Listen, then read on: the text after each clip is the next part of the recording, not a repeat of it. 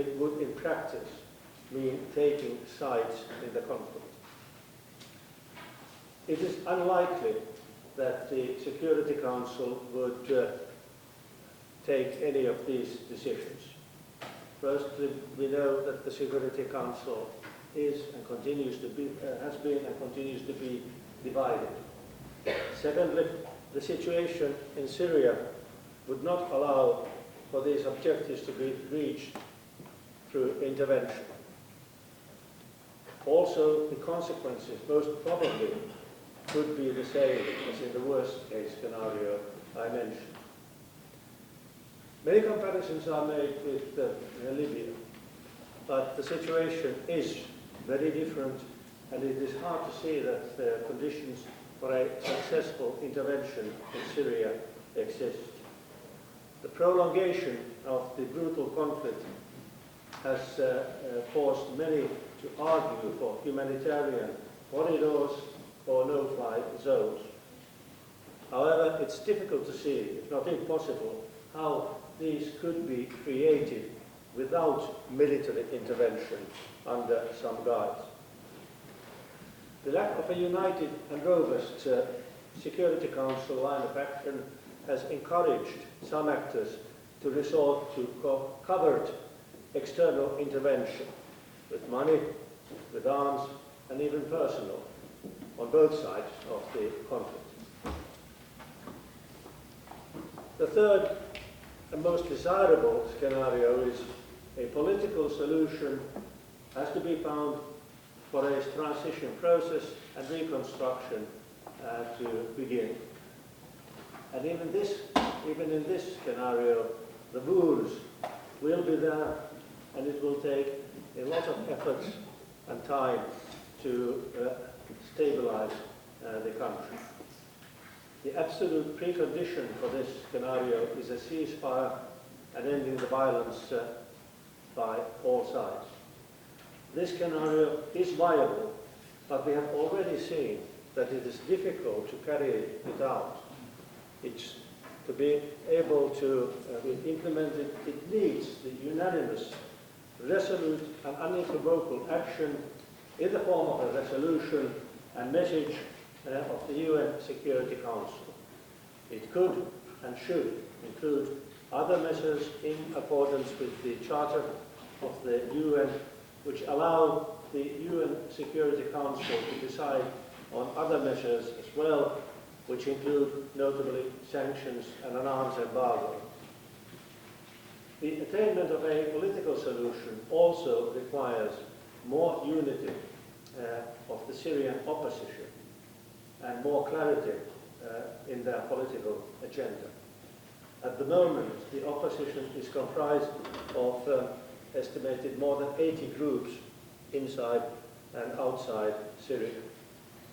The fragmentation of the opposition also is an obstacle for establishing a credible and legitimate relationship between the opposition and the international community.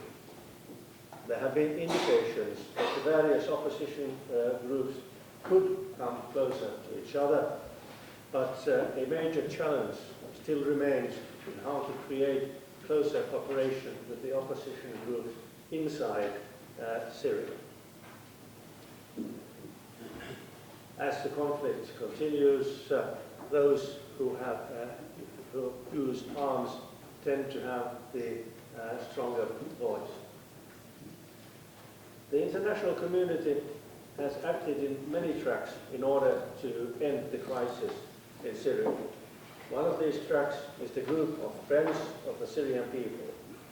This group was formed after the first failure of the UN Security Council to send a clear message, and its purpose was to rally international support for a political solution, to give broad backing to the UN and Arab League, the special envoy and his clan, and to put pressure on the regime. This group of almost 100 like-minded countries will soon have its fourth meeting in Morocco. Finland has participated in the work of the group from the very beginning. Last time the group met in Paris in the beginning of July, it expressed its unanimous support for the work of the Special Envoy Kofi Annan.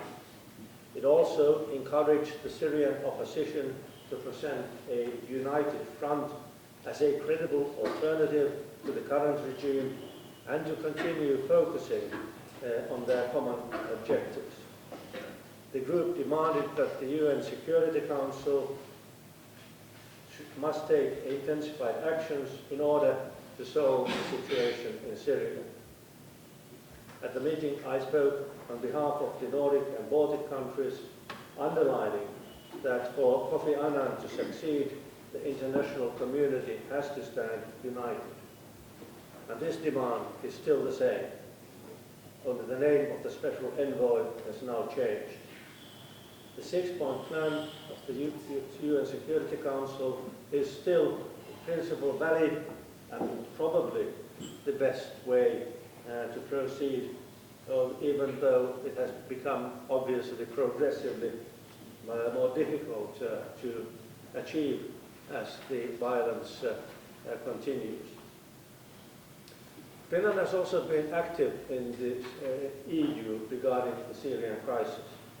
We have supported the sanctions policy of the EU, and we are ready to adopt further sanctions against the Syrian regime if necessary. In addition, Finland has also given altogether 2.8 million euros of humanitarian assistance to Syrian refugees. We have also given support to the UN Department of Political Affairs for the mediation work in Syria. Regarding the crisis in Syria, the most important player in the international community is obviously the United Nations and their concerns and hopes focus on the Security Council. The Security Council should urgently find a deeper common understanding.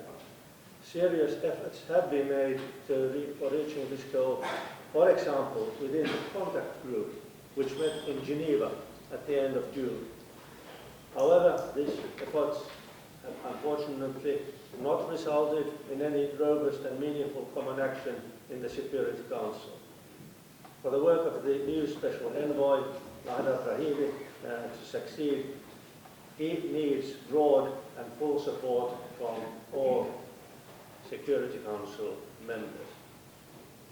The UN had a supervision mission in Syria, the mandate of which expired on the 19th of this month. Finland was from the beginning part of this mission.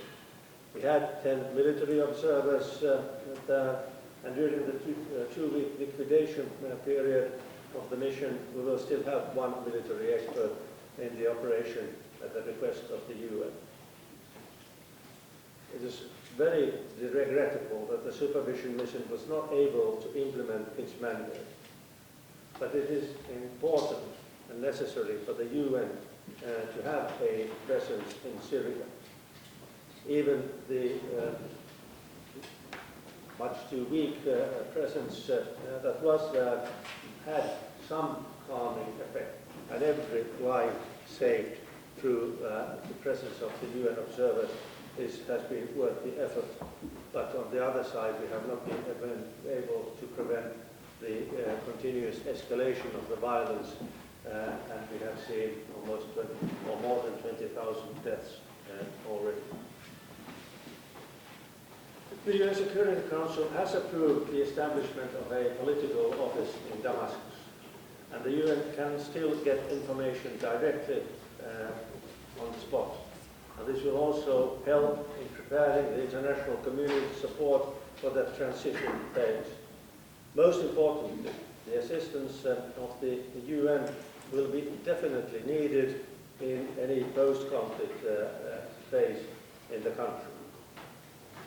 The UN Truth Supervision Organization, UNSO, also continues its work in Syria. Finland has there a presence of military observers in the mission, and it should also note that the commander of the organization is from Finland. We will continue with our strong support to the work of the UN and urge the international community and particularly the Security Council, to be united in working towards an immediate end of the violence in Syria. Now, this has been said often enough and repeatedly, and obviously it's very understandable that frustrations continue to grow, and from that frustration also actions trying to work directly and unilaterally intervene in the conflict. But I still remain convinced that the only viable solution, and anyway that one which can hopefully lead to the minimizing the humanitarian catastrophe that we already have on hand and prevent it from further deepening, is through actions of the UN and the Security Council. We will continue to talk with our partners. We will continue to put pressure on all of those concerned, because and still entertain some hope that this will be possible.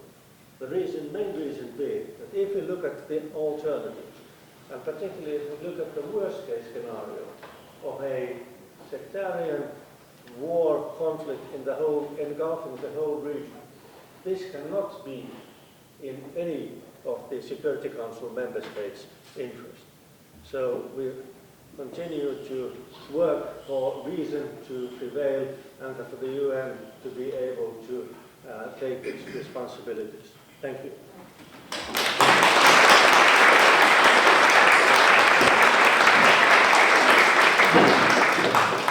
Thank you very much, Mr. Tuomioja. Now we have about 10 minutes time for questions and comments before the minister has to leave. So keep it short, and the microphone is somewhere over here. Please ask your question, and if it's possible, introduce yourself quickly. But the floor is yours now.